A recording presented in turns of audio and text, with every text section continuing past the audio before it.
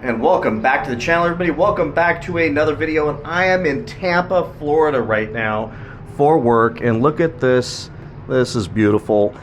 The only difference between this and California is that it is incredibly humid right now. It is incredibly muggy, but beautiful nonetheless. So you can't feel the difference. But one thing I love about California is that dry heat is hard to beat. But I got to tell you, something about Florida, you just can't help but to love it. Coming to the East Coast and getting to see new places for work. It's a lot of fun. But today's video is about, and I had to do this while on my trip because, you know, we got to strike while the iron's hot. And there is some heat that's coming from the people in the Demon 170 forums, and Demon 170 groups on Facebook, and they're mad. And they're mad at me. They're mad at TK. They're mad at, probably not mad at Butter as much. I don't know if he's done as many videos. And some other YouTubers out there have done videos on this topic about the Demon 170 values. And what I worry about and I'm concerned about is that there's some tremendous misunderstanding that we are bashing these people for buying these cars. I don't know if that's the intention that any of us have. Certainly when they're nasty to us, we can't help but to throw a few rocks back. Go check out TK's video, because I don't think it's fair that the misunderstanding has led to hatred back at us. Because the reality of it is I'll speak for myself here, that my intention is never to beat up on other Dodge and Mopar lovers. I am a fan of the Demon 170. I think the Demon 170 is a modern engineering marvel, and something that we should all respect, admire, and appreciate, that a manufacturer, despite the ownership of Stellantis and all the really stupid things that they're doing, that Dodge at the very least is going out with a bang before they blow the company up with the EV push. But they launched something that was daring, was risky, took guts to do, was incredibly brave, considering that there's so many things that could go wrong when you launch a 1,025 horsepower ethanol running race car and sell it with drag radials on it and a wide rear end and a skinny front end, and prepare this thing for the track, and then pump it out there in a beautiful helicopter drop and tell us that we can buy a car ready for the track, pump ethanol in it, and whatever mixture, it will tune the car automatically to the horsepower that is respective of the mixture of the fuel mix. That is something that just, you gotta love, you know, and you hope that technology doesn't go away, and you hope that other manufacturers would do the same thing in some of their halo cars. You would hope that Dodge wouldn't get rid of it completely and bring it out in some future models, which right now doesn't look like they are. But I hope that the technology doesn't just go away, and I hope that they at least make it available to us in one form or another down the road, whether it be in some of the inline six twin turbo cars or future iterations of these Dodge Chargers, because it is iconic. The car is iconic. The car is beautiful. The car is wonderful. How many times am I going to say this, that I'm not bashing the car? Do I expect that there's going to be some, did I expect? I think we all expected there's going to be some engines blowing. There's going to be some challenges with delivering high quality in a final year of a car, and frankly, final year of any car. I think it's hard to avoid that, considering that you've got so many transitions taking place. Yes, there's some rust. Yes, there's some differential leaks. Yes, there's some oil leaks, some oil issues, some blown engines, things like this. But they made 3,300 of these cars. I don't see 3,300 of them blowing up. With that said, I do think that 2,952 of them are probably not going to ever get past 100 miles and be sitting in garages, so we may not ever know the extent of any potential defects or concerns with these cars. With that said, I still stand behind that it took bravery, it took guts for them to roll that car out and sell it, knowing that there's going to be beatings that take place online.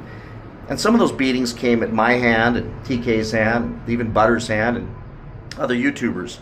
But I want to be very clear for the record, for the Demon 170 groups, that this is not pandering to you. This is me telling you what you did in buying that car is you purchased a piece of history. Unfortunately, that piece of history is not going to be the investment that you were hoping it was, but you did the same thing I did probably 100 times, and for sure at least probably 10 years in a row, which is paid for Disneyland season passes at $3,000 plus for my small family of 3 to make sure that my daughter got to have experiences like I had growing up at Disneyland and Knott's Berry Farm and theme parks. We took her to the mountains, we rented cabins. Not a single one of those expenses ever yielded a financial return on my investment. But they gave me memories. And right now, while I'm going through what is probably the hardest thing I've had to go through in my life after losing my sister, my father is sadly on his deathbed. And it's something that's weighing on me harder than I could ever imagine. And what's keeping me up at night is just going through all the memories of all the great times we had, all the times he took me fishing and took me on trips and it was every weekend we were out grabbing the fishing poles and going to different lakes and having these great times. And I knew that they didn't have a lot of money to do those things, but he was buying experiences and memories, never to see any financial return for those. And I share that with you only because I want you to embrace your Demon 170 as you purchased a fun part of history. And while you may never see any return on that investment, at least for the next 20, 30 years, do not be ashamed of the fact that you purchased something that is bringing you extreme happiness and joy. We've all spent money on stupider things before and never got a dollar back for it.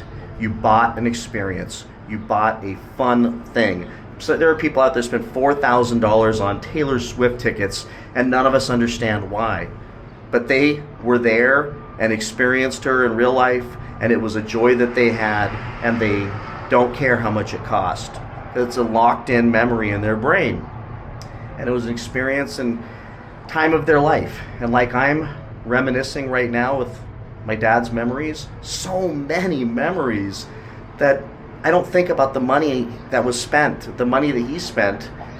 It was just the time that we spent together and the time that I get to have locked into my brain in remembering everything about him. And I look back at the cars we enjoyed growing up and the times I took him in my Demon 170 and in my Lamborghinis and all that fun stuff, and he got to experience what we could never experience in the past. So I want to just share with you all this. When I'm sharing why the Demon 170 is going down in value and will continue to go down in value, it's not to make you feel bad for buying one. It's to help the other buyers out there, everyone who has yet to have bought one, from making a mistake. If they can avoid spending more than they need to spend, because the dealers have become extremely manipulative and extremely shady in their tactics to milk as much money as they can out of us. The auctions do the same thing. They create a level of excitement and fake energy that makes us think that we should pay $200,000 for a car, that if you take the time to shop for that car, you can find it for $25,000, $35,000 over, and very likely less in time. I'm trying to help consumers, I'm trying to advocate for consumers not to pay too much for something. You can be mad about that because you did pay too much for it, but don't be ashamed of it because you have the means and the ability to be able to drop $100,000 over on a Dodge. God bless America. God bless you and everything you've done in your life to get to that place. And don't get mad and ashamed and pissed off at me and TK and everybody else who's just sharing the facts of what's taking place with these cars. Enjoy your car. But for everybody who has yet to have bought one, that would like to buy one, that maybe don't have the means, or maybe borderline, I don't want them pulling their 401k out to buy one thinking it's going to make them money. I mean, you could beat me up for that, but I'm thinking maybe I'm helping somebody.